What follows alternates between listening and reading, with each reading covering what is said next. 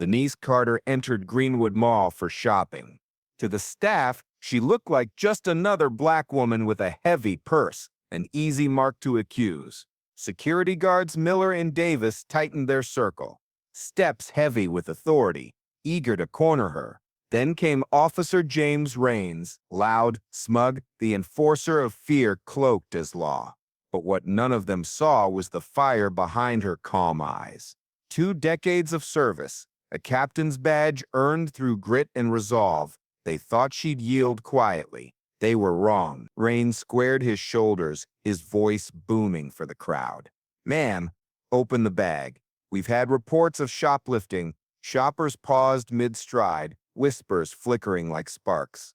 Denise set her purse gently on the counter, her movements deliberate, her gaze steady. "Is that so?" she asked softly. Miller smirked. Davis folded his arms. Rains tugged his cuffs free, metal glinting. The crowd thought they were about to see a suspect humiliated, but in one moment, arrogance would meet its reckoning.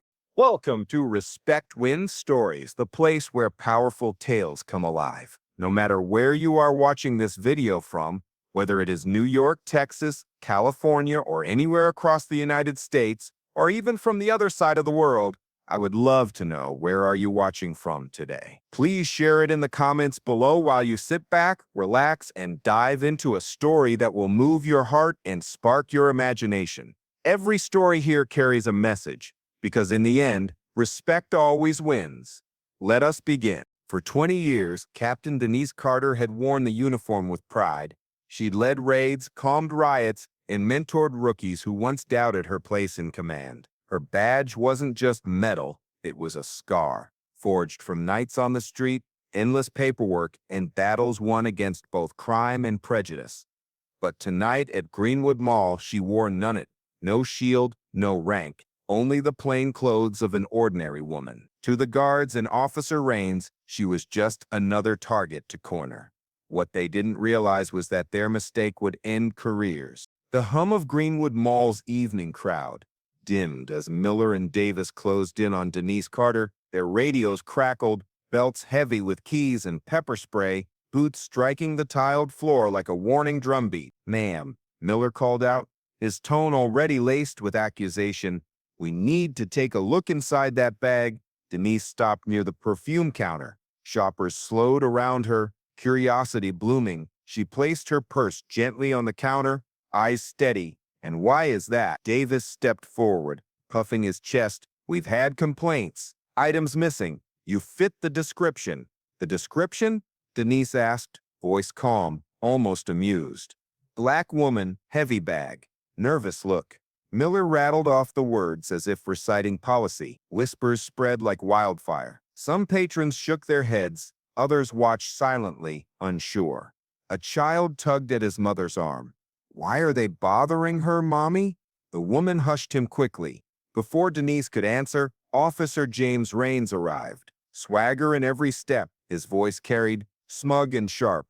"Evening, folks. Let's make this quick. Shoplifting's a crime."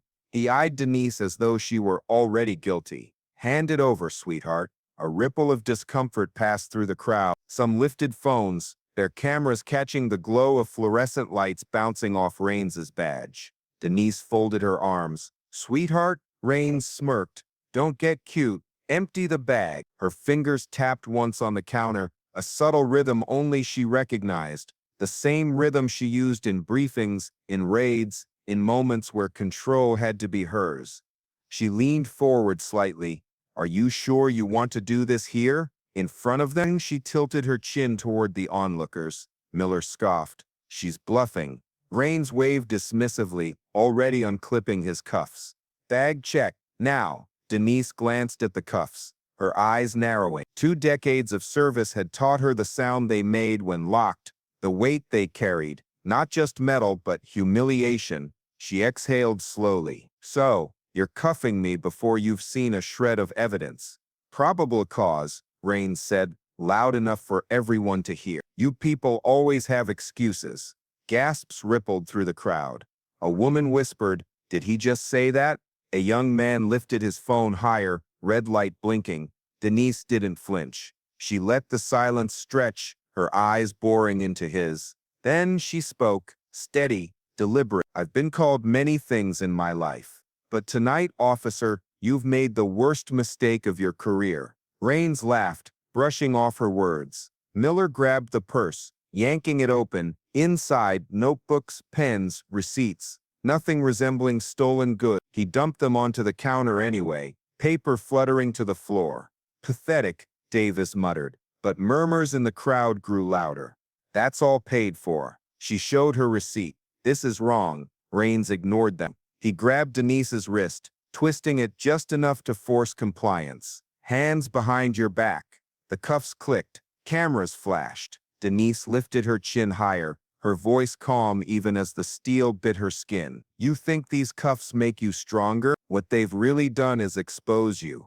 Rains sneered, exposed nothing but a thief. Her lips curved into a faint smile. No, a captain, 20 years with the force, and every second of this is being recorded. The crowd gasped again, phones buzzing as people whispered her words into live streams. Rains froze mid-motion, uncertainty flickering across his face. Denise's eyes stayed locked on his. Arrogance always falls, officer, and tonight it begins with you. The mall had gone silent. What started as humiliation was shifting, and the crowd could feel it. The trap Rains thought he'd sprung had just closed around him. The metallic snap of cuffs echoed through Greenwood Mall, turning background chatter into uneasy silence. Officer Rains tightened his grip on Denise Carter's wrists, forcing them higher than necessary. The show wasn't about control, it was about spectacle. Ladies and gentlemen, Rains called out smugly. This is what happens when you steal and think you can walk away. Miller and Davis flanked him like vultures, eyes sweeping the gathering crowd. A teenager near the pretzel stand muttered, "She didn't do anything." His friend tugged him back, whispering, "Don't get involved." Denise stood firm, her chin high despite the cuffs biting into her skin. She didn't resist, didn't plead. Instead, her silence gnawed at Rains, made him louder, angrier. "You hear me?" he barked in her ear. "Thieves like you don't get to act smug." She turned her head slightly, her voice calm as steel. "Funny. You're the only one who looks smug here." Gasps rippled through the crowd. Someone near the escalator whispered, "She's not scared. Look at her eye." Rains jerked her forward, parading her past onlookers. "Walk. Don't make this harder." Davis scooped up her belongings from the counter, waving the receipt mockingly. "Guess she thought this would cover her track." He crumpled it into his fist, ignoring the fact that multiple shoppers had already seen it flutter to the floor. The murmurs grew louder. A woman raised her phone higher, narrating into the camera. They cuffed her. No proof. She showed her receipt. This is wrong. Rains spun toward her. Turn that off. But more phones were already out. Screens glowed like stars in the crowd. Denise shifted her weight, letting Rains feel resistance without outright struggle. "You really should think carefully, officer. Every second of this is evidence. Evidence of your arrest," he snapped, though his voice cracked just enough for the closest onlookers to notice. Miller stepped closer to the crowd, his tone patronizing. "Back it up, folks. Nothing to see here," but there was everything to see. A child tugged at his father's sleeve. "Why are they hurting her?" The man shook his head, anger burning in his eyes. Denise caught it, the shift, whispers turning to outrage, phones multiplying. The crowd was no longer passive. They were witnesses, jurors, waiting for the verdict she already knew was coming. She inhaled deeply, then projected her voice with the authority of someone used to command. 2 decades of service. I've worn the badge longer than these men have been sober tonight, and every second of their arrogance is being recorded by you. The words crashed over the crowd like thunder. Gasps, murmurs, and then applause. Tentative at first, then stronger. Rains' grip faltered. "Shut your mouth," he hissed, his eyes darting nervously to the wall of phones. Denise smiled faintly. "Why, afraid the truth is too loud?" The applause swelled into chants. "Let her go! Let her go!" Miller's hand hovered near his radio. "We need backup." Rains barked. "We're in control." But his voice lacked conviction now. Sweat beaded on his temple, arrogance wilting under scrutiny. Denise straightened her shoulders. cuffs glinting under the fluorescent lights like a crown of defiance. She spoke clearly, each word cutting. This isn't control, this is abuse, and tonight, abuse is on trial. The crowd roared approval. Rains pulled her forward again, desperate to regain authority. But every tug, every word, every sneer only tightened the noose around his own career. Dominance was slipping, authority was crumbling, and Denise Carter, silent, steady, unshaken, was the one holding the mat. The mall had stopped being a stage for humiliation. It was becoming a courtroom, and the verdict was already writing itself. The chants shook the tiled walls of Greenwood Mall. "Let her go! Let her go!" Rains dragged Denise toward the exit, sweat glistening on his brow, his jaw clenched against the rising wave of defiance. Miller and Davis followed, their postures faltering as they realized the crowd was no longer on their side. "Quiet down!" Rains barked at the onlookers.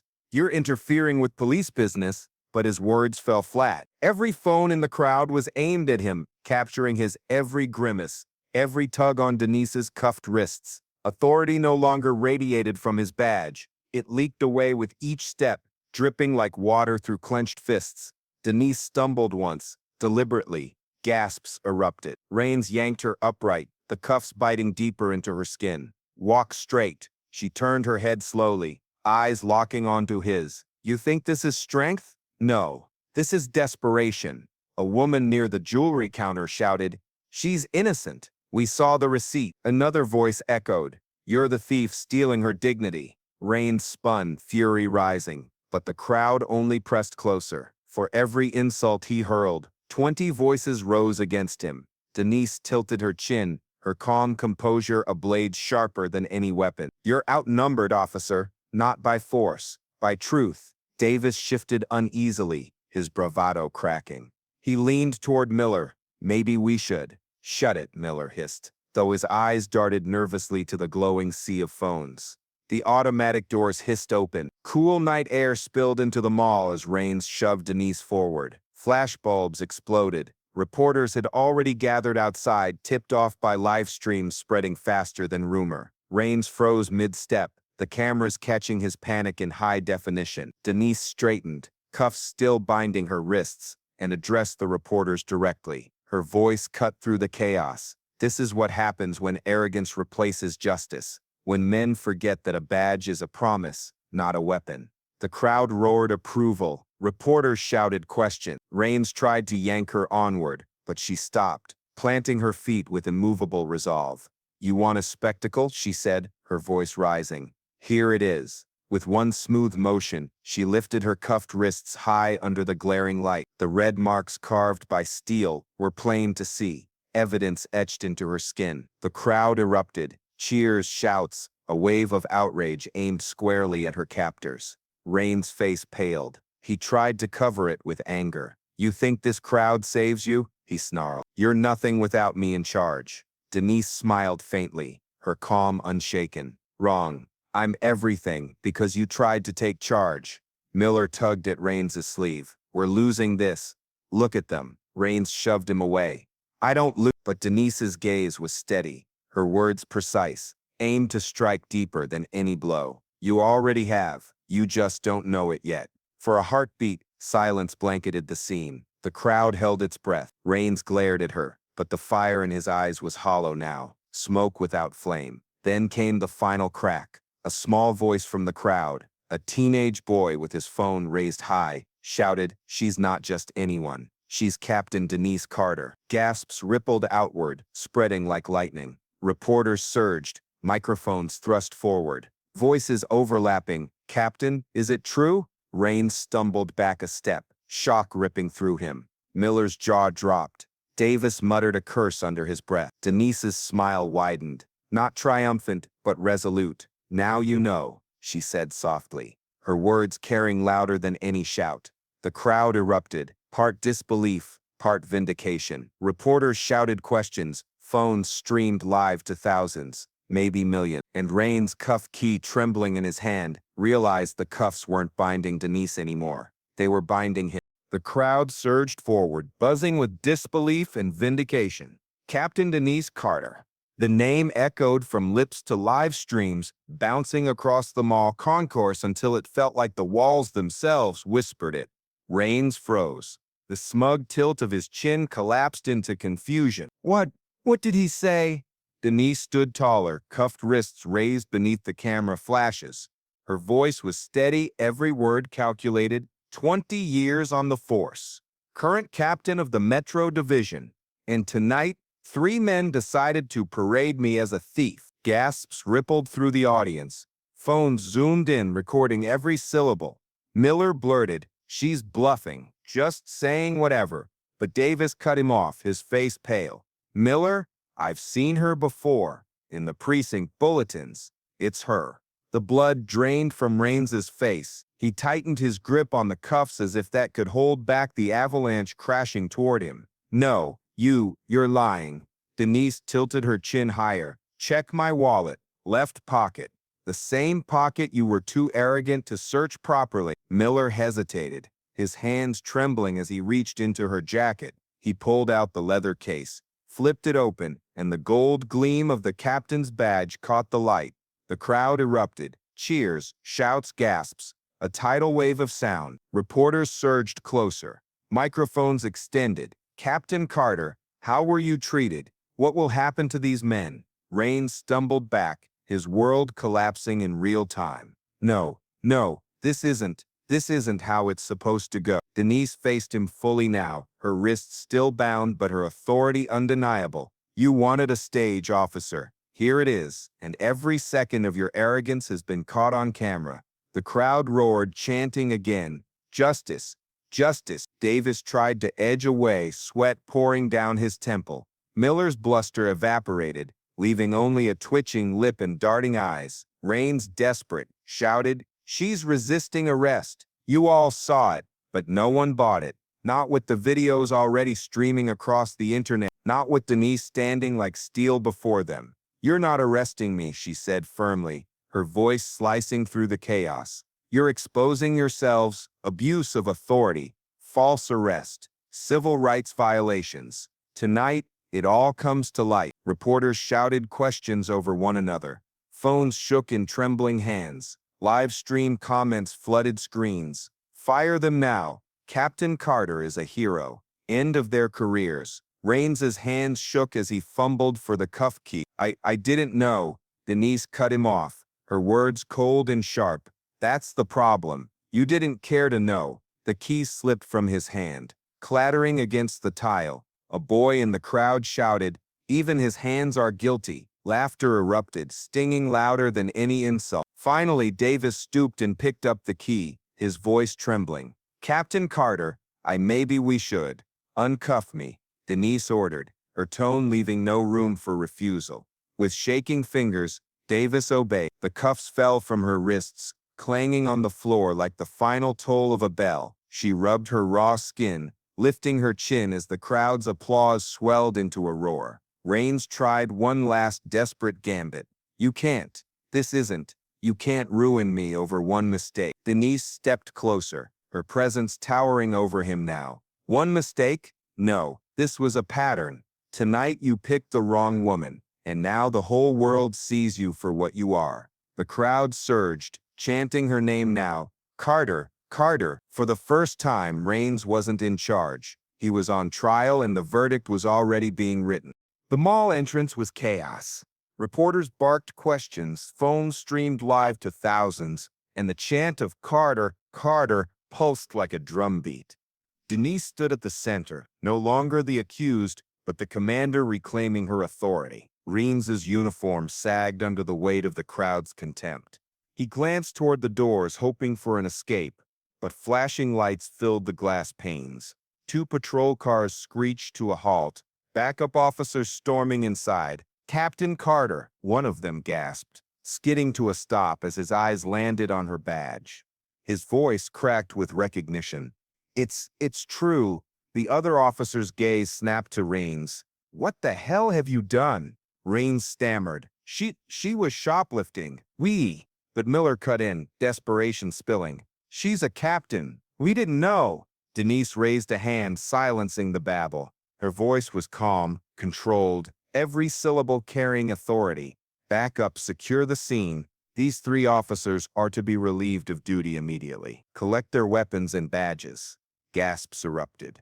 The crowd cheered. The backup officers hesitated only a moment before obeying. They unbuckled holsters, took badges, stripped Rains, Miller, and Davis of the very symbols they had weaponized against her. Phones caught every moment. The sight of Rains handing over his service pistol, his hands trembling, was replayed instantly on live streams.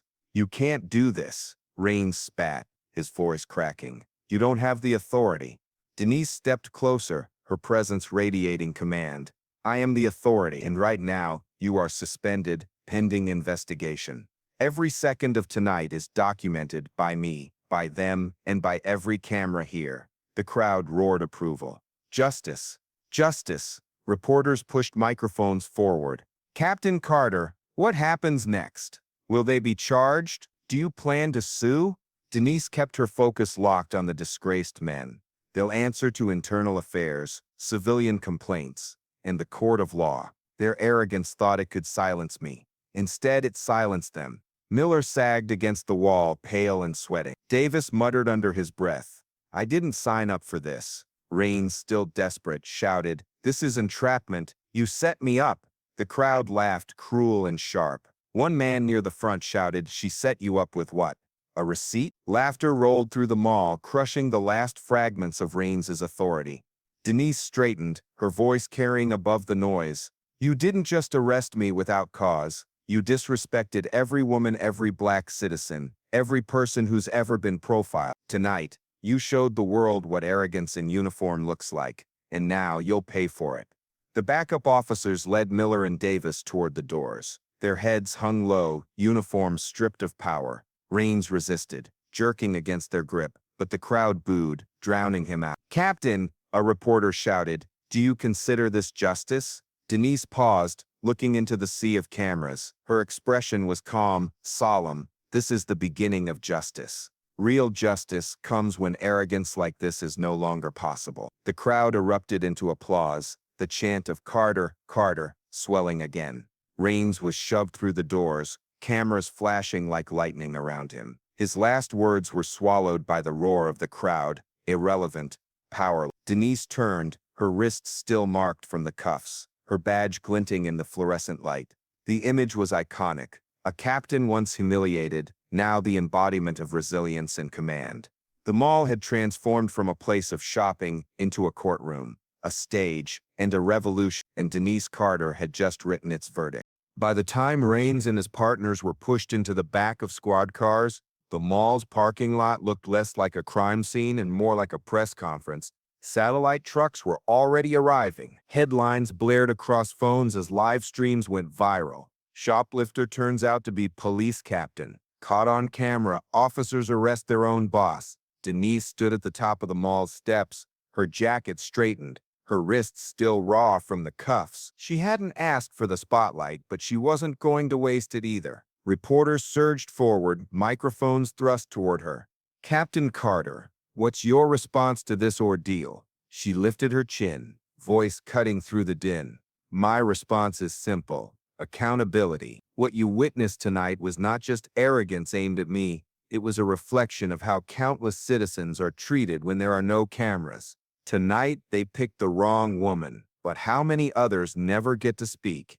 The crowd hushed, leaning into her words. Even the clicking of cameras slowed. She raised her cuffed wrists again, the angry red marks illuminated by flashbulbs. "These aren't just mine. They belong to every person who has been humiliated, dismissed, or silenced by abuse of power." Applause broke out, rolling across the parking lot like thunder. Inside the squad car, Rains slammed his fists against the glass, his voice muffled, but no one listened. For once, the world wasn't watching him. It was watching her. A teenager in the crowd shouted, "We've got your back, Captain." Others joined in, a chant swelling, "With Carter, with Carter." The sound rose so loud it drowned the sirens pulling away. Denise lowered her hands slowly, the steel gone but the weight still heavy. She turned toward the cameras one last time. Her voice was steady, final, unshakable. "Remember this. Badges don't make leaders. Choices do. And tonight you saw their choices. Now watch the consequences. It was the mic drop the nation didn't know it was waiting for. By midnight, the video hit every news network. Analysts dissected every frame. Clips of Raines mocking Denise played side by side with the reveal of her badge. Social feeds exploded. Captain Carter trended worldwide. Civil rights leaders called it proof of systemic rot. Everyday citizens called it vindication. And in precincts across the country, officers watched the footage with silent, uneasy stares. For Raines, Miller, and Davis, the humiliation was complete. Suspended without pay. IA investigations launched. Public defenders lined up for those they'd wronged, each one holding fresh ammunition. If you could humiliate a captain, what chance did ordinary people have? But for Denise, the night wasn't about revenge. She had stood calm when rage would have been easy. She had chosen dignity when humiliation was forced on her. And because of that, the story wasn't about her arrest anymore. It was about her strength. The cameras caught her final image as she left the mall, walking tall, jacket pulled tight, badge gleaming, red wrist marks visible. A woman who had been wronged, but who refused to be broken. It was an image destined for front pages, destined to inspire. The twist wasn't that three arrogant men had tried to crush her. The twist was that in trying, they had made her unbreakable. Morning sunlight poured through the blinds of Captain Denise Carter's office. A silence hung heavy, broken only by the hum of her computer and the faint buzz of her phone. Endless notifications she'd long stopped checking. Overnight, the video had exploded. By dawn, it wasn't just local chatter. It was national. Headlines screamed from every screen, Captain wrongfully arrested by her own officers. Receipt in hand, dignity intact. Carter speaks, badges don't make leaders. Raines, Miller, and Davis were suspended before sunrise. Internal Affairs launched a formal investigation citing gross misconduct, racial profiling, and abuse of authority. The police commissioner himself called Denise, his tone clipped wary. Captain Carter, will be handling this swiftly. The department is behind me? Denise asked, calm but pointed. A pause. Behind justice, he said at last. She didn't need him to finish. The damage was done, and it wasn't hers. Across the city, precincts buzzed with nervous energy. Some officers were defiant, muttering about betrayal. Others whispered admiration, calling Denise brave for standing calm under humiliation. For the public, she had become more than a captain. She was a symbol. Outside Metro headquarters, protesters held signs. Carter stood, now we stand. End abuse of power. Chants of her name echoed off the concrete walls, a chorus she hadn't asked for but couldn't ignore. Inside, Denise reviewed case files, her composure unshaken. She hadn't sought the spotlight, but she refused to flinch from it. Her daughter's photo sat on the desk, their smiles reminding her why dignity mattered more than anger. By noon, Raines's lawyer issued a statement. My client was unaware of Captain Carter's rank. He acted in good faith. Denise scoffed, clicking mute on the TV. Good faith doesn't bruise wrists. Good faith doesn't ignore receipts. Miller and Davis scrambled, offering apologies, but the public wasn't buying it. Memes flooded social media, side-by-side photos of Denise's badge and Raines's pale, sweating face. One caption read, "When you cuff the boss." Another, "Authority meets accountability." The mayor called her that afternoon. Captain Carter, we stand with you. This city won't tolerate what happened. Her reply was measured. Then prove it. Change policies. Retrain officers. Make tonight mean something. Silence, then a heavy sigh. We'll begin immediately. By evening, networks broadcast live panels dissecting the fallout. Civil rights advocates praised her calm restraint. Retired officers admitted they were ashamed. The public watched not just a scandal but a turning point. Denise didn't bask in it. She prepared, because humiliation had already been weaponized against her once, and she knew the fight wasn't over. Her phone buzzed again, a message from an old academy classmate. You turned pain into power. Proud of you. She exhaled slowly. Yes, the tide had shifted. But tides always came with undertow. In the holding cells downtown, Raines fumed, ranting about conspiracies and entrapment. Miller sat with his head in his hands. Davis stared blankly at the floor. None of them could undo the image that now defined them. 3 officers stripped of their badges under a captain's steady gaze. Resolution had begun, but it was only the opening chapter, because Denise Carter wasn't just reclaiming her dignity. She was rewriting the rules for everyone who'd ever been silent. By the end of the week, the story had grown from scandal to movement. What happened at Greenwood Mall was no longer just about Denise Carter.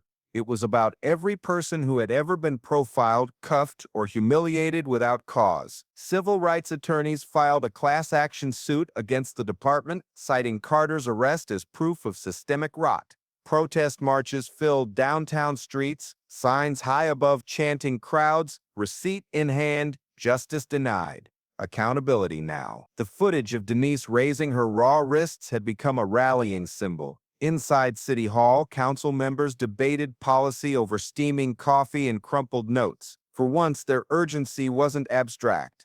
The public was watching. Every vote, every hesitation, every word was live-streamed, dissected, memed. New training initiatives were announced within days, mandatory anti-bias workshops, stricter oversight committees, body cam audits. Critics called it political theater. Supporters called it overdue. Denise called it a start. She spoke sparingly to the press. Her words measured. This isn't about me. This is about everyone who didn't have cameras watching. Tonight you saw 3 men stripped of badges, but justice means changing the system that gave them the arrogance to act that way in the first place. Her calm hit harder than outrage. It was impossible to twist her words into bitterness. She was dignity personified, and that terrified those who wanted the story to fade. Raines hired a high-profile attorney who flailed on television trying to recast the incident. My client admits mistakes, but denies malice. The anchor cut him off. Mistakes? He cuffed his own captain in public with a receipt on the floor. The clip went viral, another blow to Raines's crumbling defense. Miller quietly resigned. Davis sought a plea deal. Neither man wanted the circus of trial, but Raines, prideful even in ruin, clung to his uniform like a sinking ship clings to its anchor. Meanwhile, Denise became a fixture in living rooms across America. Sunday talk shows invited her, documentaries replayed her footage, hashtags kept trending. Captain Carter, wrong woman, justice in uniform. Letters poured into her office from parents who told their kids about her, from young officers who admitted she gave them hope, from ordinary citizens who saw their own struggles mirrored in her calm defiance. One letter stuck with her, a handwritten note from a teenage girl. I saw you stand tall even when they tried to break you. Now I know I can stand tall too. Denise folded it carefully, placing it in her desk. More than the policies, more than the headlines, it was this. The quiet courage sparked in others that mattered. Of course, not all responses were kind. Hate mail arrived too, bitter and venomous. Denise didn't waste time on it. The noise of rage could never drown the roar of truth. At a televised council meeting, the mayor introduced new legislation, an independent civilian oversight board with subpoena power. Gasps rippled through the chamber. For decades, proposals like that had died in committee. Now, with the city's eyes on them, it passed unanimously. Denise sat in the back row, hands folded, expression unreadable, but when the gavel fell, she felt the weight of something shift. Her humiliation had birthed reform. Outside, a reporter shoved a microphone toward her. Captain Carter, do you feel vindicated? She paused, then answered softly, I don't need vindication. I need change. Vindication is for me. Change is for everyone. The clip was replayed 1,000 times that night. Her words etched into the national conversation, and for the first time in weeks, Denise let herself exhale. Justice wasn't finished, but it had begun to breathe. The noise of reporters, protesters, and flashing cameras faded the moment Denise closed her front door. For the first time in weeks, the house was quiet. She leaned her back against the wood, shut her eyes, and let the silence wrap around her like a balm. Her daughters padded in from the living room, the younger one carrying a blanket. You look tired, Mom. Denise knelt, gathering both girls into her arms. I am, but tired in a good way. They curled up on the couch together, cartoons flickering on mute in the background. For a long time, none of them spoke. The stillness was its own kind of healing. Later, her oldest asked, Were you scared that night when they cuffed you? Denise thought of the cold metal on her skin, The sneers, the weight of silence. She exhaled slowly. Yes, but courage isn't about not being scared. It's about standing tall even when you are. The girl nodded, her small brow furrowed in thought. After they went to bed, Denise sat alone in the kitchen, sipping tea. She pulled the folded letter from the teenage girl out of her bag again, rereading the shaky handwriting. I saw you stand tall even when they tried to break you. Now I know I can stand tall too. The words warmed her more than the tea ever could. She realized her story was no longer just her own. It belonged to others, to every young woman learning to fight with dignity, to every child who believed calm strength could change the world. In the days that followed, Denise turned down most interviews. She chose classrooms instead. High schools invited her to speak. Colleges asked her to guest lecture. Each time she told the same truth. You don't need a badge to have authority. You need integrity. You don't need rank to have power. You need courage. Never let someone's arrogance make you doubt your worth. Students listened, some leaning forward, others wiping tears. Teachers later told her the room felt different afterward, charged, lighter, alive. Back at the precinct, colleagues watched her with new respect. Some apologized for staying silent. Others admitted her composure had forced them to question their own. Denise didn't demand their words. She simply nodded, reminding them that change was measured by actions, not apologies. One afternoon, she stood in front of the mirror in her uniform. The badge gleamed against the dark fabric, but she realized something profound. Her worth hadn't come from it. She'd proven that when she stood cuffed in front of strangers, her silence louder than any uniform. Her grandmother's voice echoed in memory. Baby, world will test you, but don't let them decide who you are. That's your power. Denise smiled at the reflection. She had lived those words.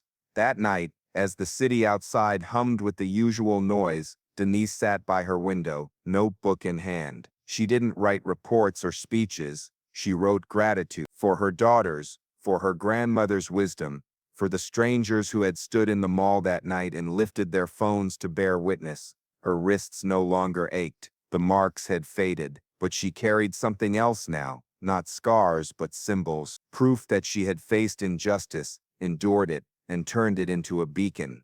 Captain Denise Carter wasn't just a police officer anymore. She was a lesson, a story, a reminder that silence and dignity can shake walls louder than rage. And as she closed the notebook and turned out the light, she whispered to the night, not in bitterness but in peace. They thought they broke me, but they built me stronger. 2 weeks after the verdict, Greenwood Mall looked different. The neon signs still buzzed, the shop still opened, but the air carried something else, a sense of awareness that hadn't been there before. At the entrance, someone had taped a printed photo of Denise standing tall in cuffs. Beneath it, in black marker, 3 words, "Never again here." It wasn't official, no plaque, no dedication, but people stopped to look. Some snapped photos. Others bowed their heads. The image had become a landmark of quiet rebellion. At a nearby school, a teacher projected the footage of Denise's arrest for a civics class. Students watched in silence until one boy raised his hand. She didn't yell. She didn't fight back. She just looked at them. And they looked small. The teacher nodded. That's what integrity looks like. That's what power without arrogance feels like. Across the city, community meetings swelled with new faces. Parents who had never spoken up before now stood at microphones demanding accountability. Young activists held signs painted with Denise's words, "Justice isn't about me, it's about everyone." Denise didn't attend most of these rallies. She didn't need to. Her presence lingered in every chant, every banner, every speech. Still, she received updates from friends who told her, "Your story keeps people standing." The letters never stopped coming. A retired teacher wrote, "You showed my grandchildren what courage looks like." A pastor wrote, "Our congregation prays for you every Sunday. You've given us language for our pain." Even within the police force, ripples spread. Recruits at the academy now studied her case as part of training. Instructors played the footage and asked, "What went wrong here? How do we ensure this never happens again?" For the first time, rookies were learning from arrogance as a cautionary tale, and from Denise as a model of restraint and dignity. Denise herself kept her routine simple. Morning jogs through the park, dinner with her daughter, the occasional visit to her grandmother's grave, where she laid fresh flowers and whispered, "You were right, grace is strength." One evening, while walking home from the grocery store, a young woman stopped her. Nervous, she clutched her backpack straps. "Captain Carter, I wanted to say thank you. I was here that night. I was too scared to speak up, but because of you, I'm not scared anymore." Denise placed a hand on her shoulder. "It's never too late to stand tall. You did it just now." The woman smiled through tears. Moments like these reminded Denise that her fight hadn't been about winning court cases or headlines. It was about planting courage in ordinary hearts. The local art collective painted a mural downtown, Denise's silhouette in uniform, her hands open, light radiating outward. Around her, the words, "Calm is a weapon. Dignity is a shield." People gathered to take selfies, but some simply stood in silence, treating it like sacred ground. Her daughters begged to see it. Standing before the mural, they squeezed her hands tight. "Mom, that's you," the younger whispered in awe. "No," Denise said softly, eyes glistening. "That's all of us. It's what we can be." The community, once fractured by mistrust, had found a thread of unity in her story. And while Denise never sought the role of symbol, she embraced it, because symbols had the power to outlive the moment. That night, as chants echoed faintly from a downtown vigil, Denise sat by her window again. She no longer wrote gratitude lists. Instead, she wrote hopes for her daughters, for her city, for every person who would stand taller because she once stood in silence. And for the first time, she believed those hopes weren't fragile wishes. They were seeds, already planted, already grown. Months passed. Seasons shifted. The city's outrage cooled into action, then into memory. Yet the story of Captain Denise Carter remained, etched not in headlines, but in lives quietly altered. On a cool autumn morning, Denise walked through her neighborhood with her daughters. Trees blazed red and gold. Children played on stoops. And for once, eyes didn't linger on her with curiosity or pity. Instead, neighbors smiled, waved, sometimes whispered thank you. Her daughters raced ahead, braids bouncing. For them, the Greenwood Mall incident was already fading into a story adults kept repeating. But for Denise, it lingered, not as pain, but as clarity. That night, after tucking the girls into bed, she sat at her desk with a fresh notebook. She began writing, not reports, not speeches, but a letter to her daughters, to be read when they were grown. There will be days when the world looks at you and decides who you are before you open your mouth. Don't let them be right. Carry yourself with dignity, not because they deserve it, but because you do. Authority without integrity collapses. Power without restraint destroys itself. Remember that calm can be thunder, and silence can be a blade sharper than any insult. The night they cuffed me, they thought they'd shamed me. Instead, they showed the world who they were, and the world listened. She paused, tears sliding quietly. Then she wrote one last line. "If ever you doubt your strength, remember your mother stood tall so you could stand taller." Folding the letter, she slipped it into an envelope marked with their names. It wasn't for now, it was for when they needed it most. Weeks later, Denise was invited to speak at the police academy's graduation. She almost declined, weary of podiums and microphones, but something inside her whispered this was important. Standing before rows of new officers in crisp uniforms, she saw not arrogance but nerves, hope, and the hunger to serve. She told them the truth. You will be given authority. Don't confuse it for superiority. You will carry weapons. Don't confuse them for power. What makes you strong is restraint. What makes you worthy of this badge is humility. Remember my story, not for what happened to me, but for what it revealed about us. Choose better. The room was silent. Then, slowly, applause rose, not thunderous but steady, sincere. As she left the stage, a recruit approached. "Captain Carter," he said softly, "I joined because of you. I want to make this better." Denise smiled. "Then you already have." Her legacy was no longer confined to that mall or that courtroom. It breathed in classrooms, in murals, in young recruits, in the quiet bravery of strangers who now stood taller. On her porch that evening, she watched her daughters chase fireflies. their laughter spilling into the twilight. She thought of her grandmother's wisdom, of the letter waiting in her desk, of the mural downtown where strangers still gathered. The scars on her wrists had long faded. What remained was invisible, deeper, a reminder that sometimes the greatest victories are born not in shouting, but in standing, calm, unbroken, unafraid. The world would move on. News cycles would turn, but Denise Carter's name would linger, spoken in classrooms, whispered in households, painted on city walls, not as a victim, not as a headline, but as a testament. And as the night settled soft around her home, Denise whispered to the dark sky, a vow not of anger but of peace. They tried to strip me of dignity. Instead, they crowned me with it. Her daughters called her name, laughter pulling her back inside. And with that, Captain Denise Carter closed the door, not on her story, but on its first chapter, leaving the rest for those who would rise after her. And that's another story shared here on Respect Wins Stories. If this one touched you, inspired you, or made you think, hit that like button and subscribe. It helps us bring more powerful stories your way. I'd love to know where you're watching from. Drop your city or state in the comments, and let's see how far these stories travel across America.